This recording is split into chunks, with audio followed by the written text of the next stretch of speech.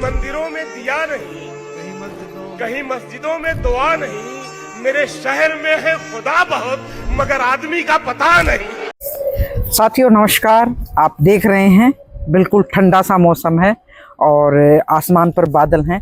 हल्की सी बूंदाबांदी ने मौसम खुशनुमा कर दिया। लेकिन इससे ठीक 1.5 घंटा पहले मैं एक वीडियो शूट कर रही थी। वो जगह मैं आपको बताऊं, खेड़ी दमकन से जोली जाने वाले रास्ते पर जो भालोट ब्रांच नहर है, उस नहर के किनारे पर। और वो वीडियो क्या है वो मैं आपको दिखाऊंगी। पिछले 6 दिन से 44 डिग्री सेल्सियस तापमान में एक टेंट के नीचे कम से कम 100 किसान उस नहर को पक्की होने के विरोध में धरना लगाए बैठे हैं। आज वहां पर भारतीय किसान यूनियन के जो प्रदेश के अध्यक्ष हैं और कॉकरोच पार्टी के संयोजक भी बनाए गए हैं, गुरनाम चढ़ूनी भी आए। बहुत हैरानी की बात होती है जब देश के प्रधानमंत्री अपने मंत्रियों को बहुत ज़्यादा पानी पीने की सलाह देते हैं, गर्मी से बचने की सलाह देते हैं, वो इतना वीआईपी उनको ट्रीटमेंट देते हैं। और एक तरफ एक गरीब किसान अपने जल को बचाने के लिए, ताकि ये जल हमें समय पर मिल सके, उसको बचाने के लिए पतले से टेंट के नीचे बैठकर वहाँ गर्म पानी पीकर नारेबाजी करके सरकार को चेताने की कोशिश कर रहे हैं कि इस नहर को पक्का ना किया जाए।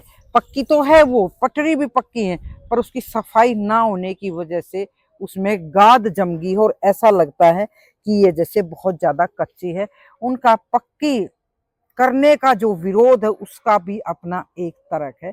वो भारतीय किसान यूनियन के प्रधान गुरनाम चढ़ूनी ने बताया। तो जो प्रधानमंत्री अपने मंत्रियों को ठंडा रहने की सलाह दे रहे हैं, गर्मियों से बाहर ना निकलने की सलाह दे रहे हैं, मुझे लगता है वो अपने मंत्रियों की बजाय किसी स्टेट के भी मंत्री या किसी पार्टी के पदाधिकारी को उस गर्मी में उस टेंट के नीचे भेजकर उन किसानों के मन की बात सुन ले तो शायद अच्छा रहेगा। आप उनके नारेबाजी और उनका जो तर्क है वो सुने, देखें। पर इस वक्त जब मैं बोल रही हूँ, क्योंकि मैं अपनी बात यहाँ आके रख रही हूँ, वहाँ ऐसी परिस्थिति थी मैं बोल नहीं पा रही थी, मेरा गला सूख गया था। तो मुझे लगा कहीं मुझे चक्कर ना आ जाए, तो उस वक्त तो मैं गाड़ी में बैठ के आ गई। और अब थोड़ी सी बारिश होके सुहाना मौसम हो गया। उसी टेंट के नीचे वो नहर से थोड़ा थोड़ा पानी भी पी रहे थे वो किसान, और किसी ने उनको केले वगैरह दे दिए ताकि ये भूखे ना मरे। तो भाई ये जो मादा है ना आंदोलन करने का, विरोध जताने का, अगर यही ये जो पीढ़ी है जो कर रही है, किसान जो कर रहे हैं, मुझे नहीं लगता कि 10-20 साल में आगे आने वाले में कुछ लोग इस तरह का विरोध जताने की हिम्मत भी कर पाएंगे। आप सुनिए उन्होंने क्या कहा और क्या क्या बताया। देखिए यहाँ पे एक ये नहर है साथ में, जो बलौठ नहर के नाम से है, बलौठ ब्रांच। तो अब यहाँ पे इसको पक्का करने की बात कर रहे हैं। इन लोगों की मांग ये है कि यहाँ का जो आसपास का पानी है वो पीने काबिल है, और जो दूर का पानी है वो खारा है, वो पीने काबिल नहीं है। और ये नीचे से पक्की है, बीच में वो बड़े बड़े जो टाइल होती है वो लगाई हुई है, और किनारे भी पक्के हैं। सबसे दुखद बात तो मैं आपको ये बताऊंगा, वो कहते हैं कि आगे पूरा पानी नहीं पहुंचता, इसलिए हम इसको पक्का कर रहे हैं नीचे से। आप अगर इधर देखो, ये झुंड खड़े हैं, इसके परली तरफ नहर का किनारा है। यहाँ देखने में ये कच्चा लगता है, लेकिन कई कई फुट उसके पास मिट्टी पड़ गई, और कई कई फुट मिट्टी पड़ने से नहर का दायरा छोटा हो गया। नहर का दायरा छोटा होने से उसकी सफाई नहीं है। नहर का किनारा पक्का है, लेकिन देखने में उसमें झुंड खड़े हैं। हर साल सफाई के नाम से पैसे लेते हैं, और सफाई के पैसे वो खा जाते हैं, करता कोई कुछ नहीं। तो अब ये नीचे से पक्की करने की बात कर रहे हैं, पहले ही पक्की है, ये भी एक फ्रॉड है। जब वो पहले पक्की है, पहले उसमें टाइल लगी है, कबाड़ नीचे नहीं उसमें जाम रहा, तो उसके दिक्कत क्या आ गई। तो इन लोगों की बहुत जायज मांग है, और हम इनकी मांग का समर्थन करते हैं, और सरकार को ये चेतावनी देते हैं कि खामखा में पंगा ना लें, जैसी है इसको चलने दें, इसकी सफाई करें, इसके किनारे जो है वो सफाई करें। अगर कहीं किनारा टूटा हुआ है, किनारे पक्के करने की ये रोक नहीं रहे बेचारे। तो बहुत इनकी जायज मांग है। और पानी जो है, एक अगर वो कहते हैं रिचार्ज होता है इससे, अरे ये तो और अच्छी बात अगर रिचार्ज होता है। तो पानी तो रिचार्ज होना चाहिए। पानी के रिचार्ज के लिए तो ये पैसे खर्च के ट्यूबवेल लगा रहे हैं, बोर कर रहे हैं। तो अगर वो रिचार्ज फ्री में हो रहा है, इससे अच्छी और क्या बात हो सकती है। और यहाँ के लोगों को तो पीने का पानी मिल रहा है वो। तो इनके हम बिल्कुल समर्थक हैं, इन यहाँ वाले भाइयों की मांग के। और सरकार को एक चेतावनी भी देते हैं कि खाम में लोगों को दुखी ना करें और पैसे की बर्बादी भी ना करें। तो लेकिन वो तो कह रहे हैं कि जो पानी रिचार्ज आप कह रहे हो ना हो रहा है, पानी की चोरी भी हो रही है। वो कह रहे हैं पानी की चोरी भी हो रही है, और तो अगर पक्की होगी तो पानी सीधा जाएगा, रिचार्ज ही नहीं होगा। तो नहीं, चोरी कैसे हो रही है? चोरी तो फिर कैसे चोरी रुक जाएगी पक्की करने से? वाटर रिचार्ज होना पानी की चोरी नहीं है, वो तो एक प्राकृतिक स्टॉक है जो होना चाहिए। बल्कि मैं तो इनसे ये कहूंगा, जहां जरूरत होती है वो काम तो ये करते नहीं।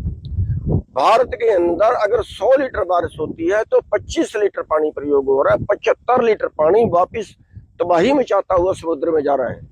पिछले साल हरियाणा डूबा, उसके पिछले 2023 में हरियाणा डूबा।